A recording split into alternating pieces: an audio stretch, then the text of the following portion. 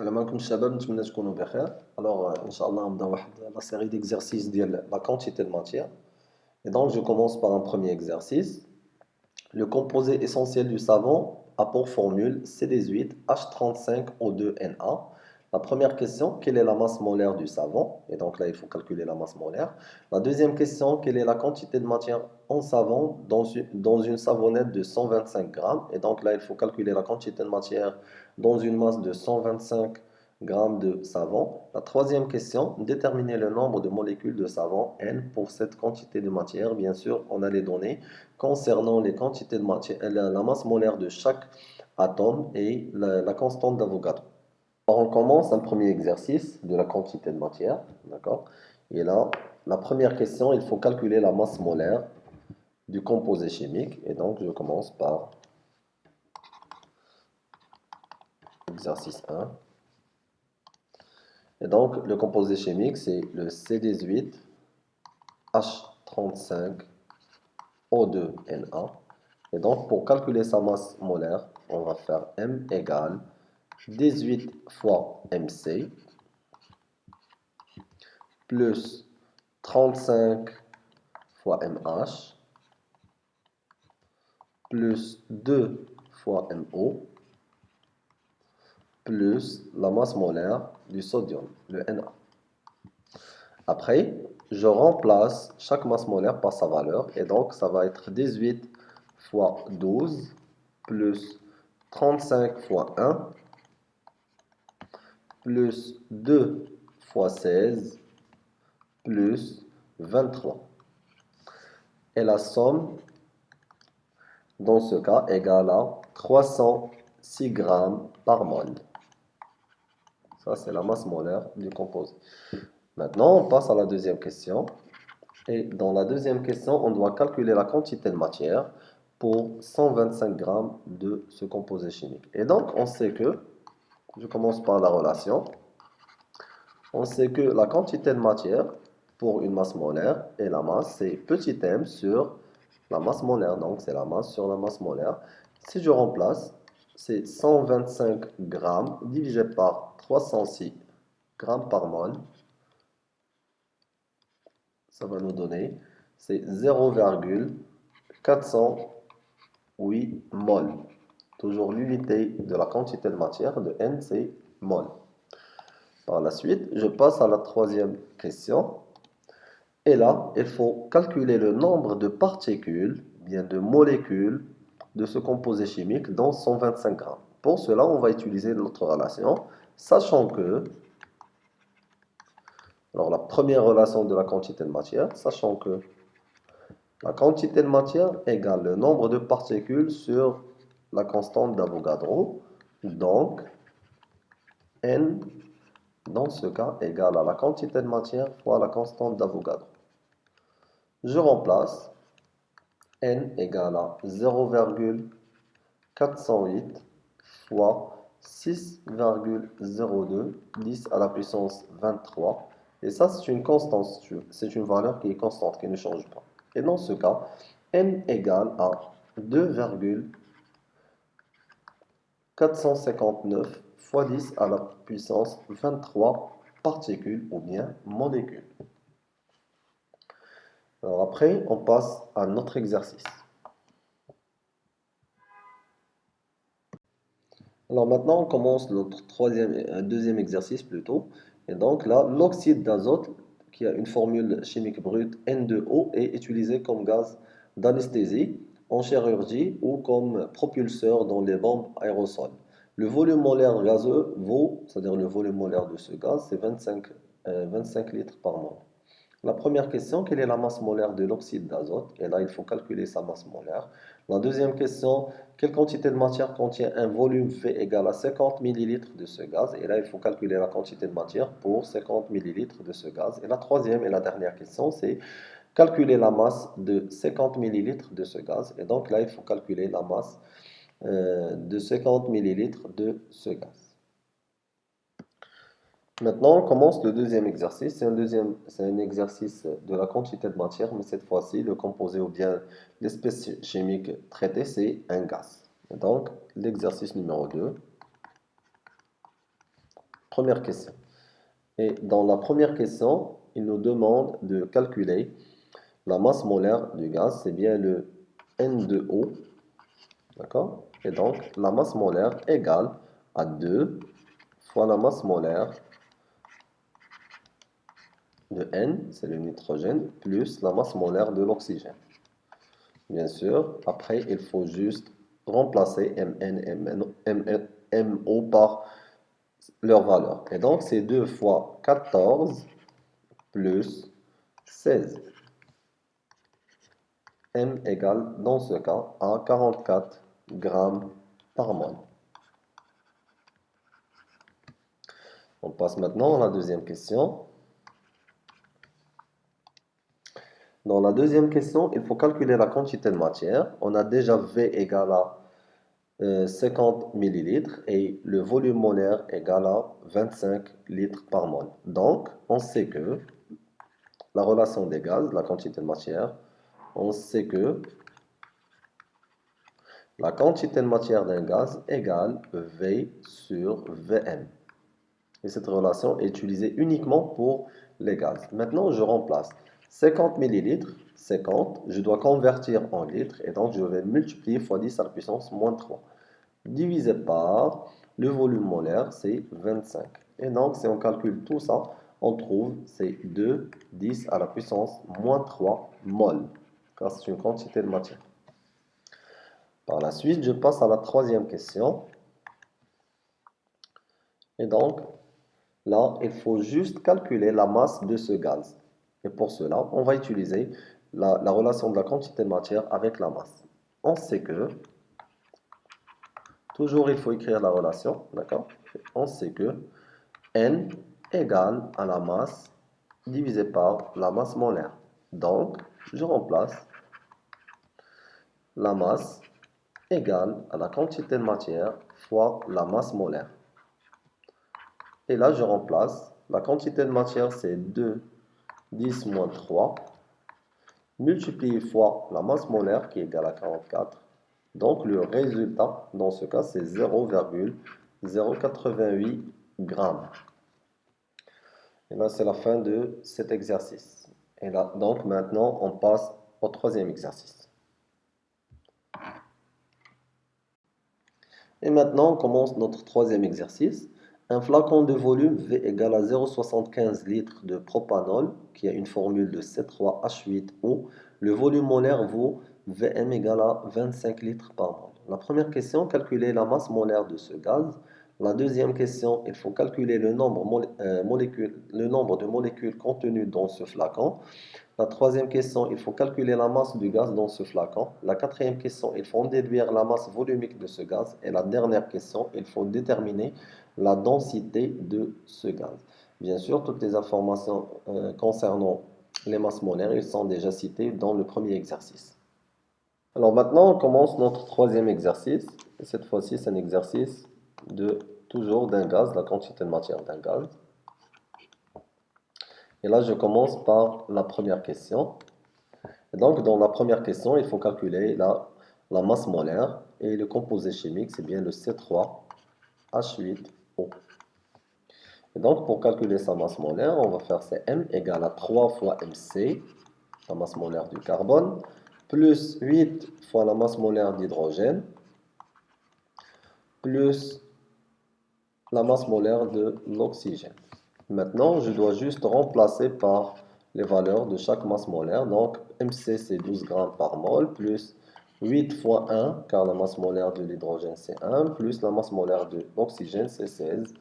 Et la somme de toutes ces masses molaires va nous donner 60 grammes par mol. Maintenant, on passe à la deuxième question. Et donc là, il faut juste calculer la quantité de matière pour trouver le nombre de particules de ce gaz. Et donc là, la question c'est trouver N, mais avant, pour commencer à trouver N, on doit utiliser cette relation. On sait que, je commence, on sait que la quantité de matière égale le nombre de particules sur la constante d'Avogadro. Donc, pour moi, je dois trouver, donc, on doit trouver N égale à la quantité de matière fois la constante d'Avogadro. Mais là, on n'a pas une information sur la quantité de matière. Pour cela, on doit calculer la quantité de matière avant. Sachant que, dans ce cas, les informations que j'ai, c'est quoi? C'est le volume et le volume molaire. Et donc, je dois utiliser ces deux informations pour calculer la quantité de matière. Bon, sachant que N égale à V sur le volume molaire. Donc, il faut qu'on calcule. Et là, on a l'information, c'est 0,75 litres divisé par le volume molaire qui est 25. Et donc, le résultat dans ce cas nous donne, c'est 0,03 mol. Maintenant, je remplace cette valeur dans la première relation.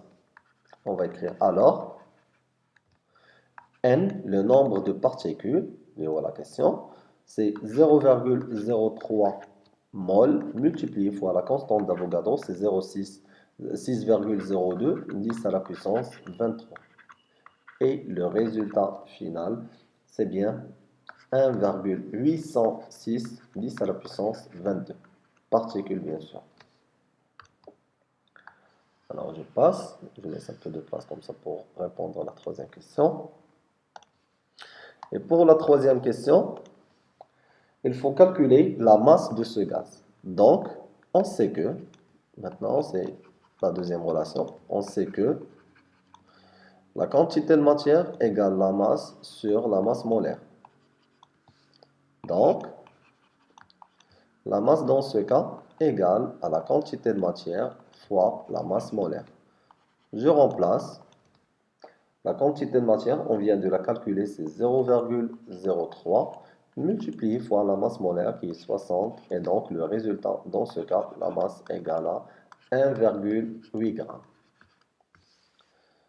Après, je passe à la quatrième question. Et dans la quatrième question, on doit trouver la masse volumique de ce gaz. Et donc, je dois calculer, je dois trouver ρ. Et donc, dans ce cas, ρ égale à m sur v. Je remplace m par sa valeur, c'est 1,8 g, divisé par 0,75 litres. Et donc là, on va trouver 2,4 g par litre. D'accord? Qui est l'équivalent de 2,4 kg par mètre cube. Bien sûr, si on fait la conversion. La dernière question, c'est la densité de gaz. Et donc maintenant, pour calculer la densité, D, c'est une relation, c'est toujours pour les gaz, c'est la masse volumique du gaz, d'accord, de ce gaz, divisé par la masse volumique de l'air, c'est le corps référentiel. La masse volumique de l'air, c'est 1, et donc c'est 2,4 sur 1 égale à 2,4.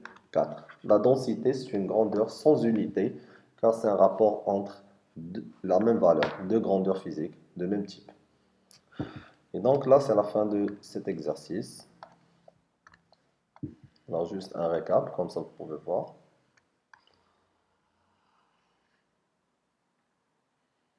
Et on passe maintenant à notre exercice. صباح الخير عليكم الشباب، نتمنى تكونوا بخير. Alors اليوم ان شاء الله نحاول نخدموا واحد l'exercice de la quantité de matière, d'accord? Alors l'exercice c'était un contrôle 2015-2016 sur le groupe scolaire à Nice. Et donc je commence. Alors soit un composé chimique dont sa formule s'écrit sous la forme CX H de X plus 2O, sachant que la masse M égale à 1,84 g de ce composé contient N égale à 0,04 mol. La première question, évaluer la masse molaire M de ce composé, ça veut dire il faut calculer la masse molaire. La deuxième question, il faut exprimer M en fonction de X. Et donc là, il faut exprimer la masse molaire en fonction du paramètre X. La troisième question, il faut déterminer X, c'est-à-dire il faut calculer la valeur de X et par la suite donner la formule chimique de ce composé. Quatrième question, quel est le nombre N de molécules de ce composé qui se trouve dans 0,04 mol? Et là, on parle de nombre de molécules. On donne les mesures, les masses molaires. MC égale à 12 grammes par mol. MH, la masse molaire de l'hydrogène, c'est 1 gramme par mol. Et la masse molaire de l'oxygène égale à 16 grammes par mol. Bien sûr, avec la constante d'Avogadro qui est égale à Na égale à 6,02, 10 à la puissance 23. mol moins 1. Donc là, on commence par la première question. La première question, il faut évaluer la masse molaire du composé. Et donc, on sait que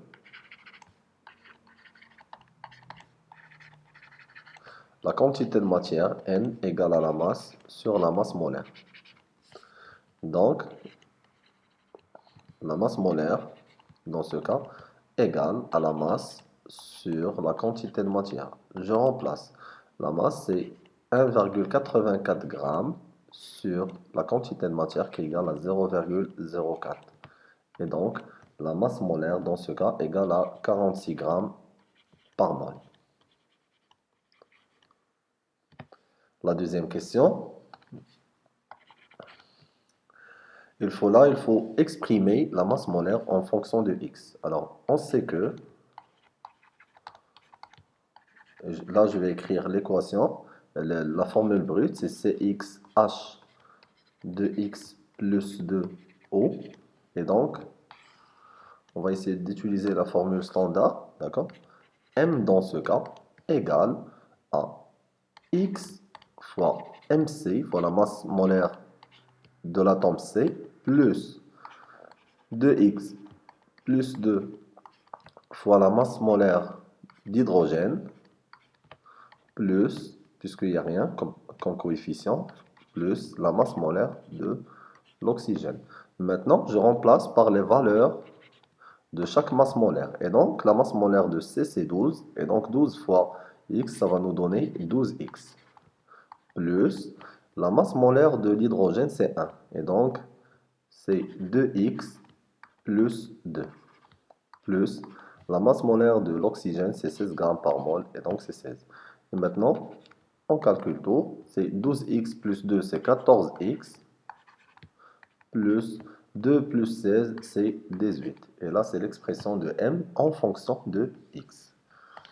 Après, on doit calculer ou bien déterminer la valeur de x. Donc, sachant que m, la masse molaire qu'on a calculée en première question, égale à 46 grammes par mol. Alors, ce qu'on va faire maintenant, je vais remplacer cette valeur dans m. Alors,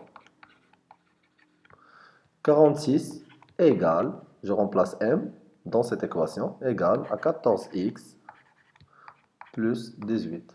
Maintenant, c'est juste une équation à résoudre. Et donc, on va dire que 14x égale à 46 moins 18. Et donc, x égale à 46 moins 18 sur 16. Sur 14 plutôt. Et là, le résultat, c'est 2. Donc, x égale à 2. Et du coup, on va remplacer, d'accord? Alors, Cx, ça va devenir C2. H2x plus 2, c'est 6. Et donc, le composé chimique, c'est bien l'éthanol.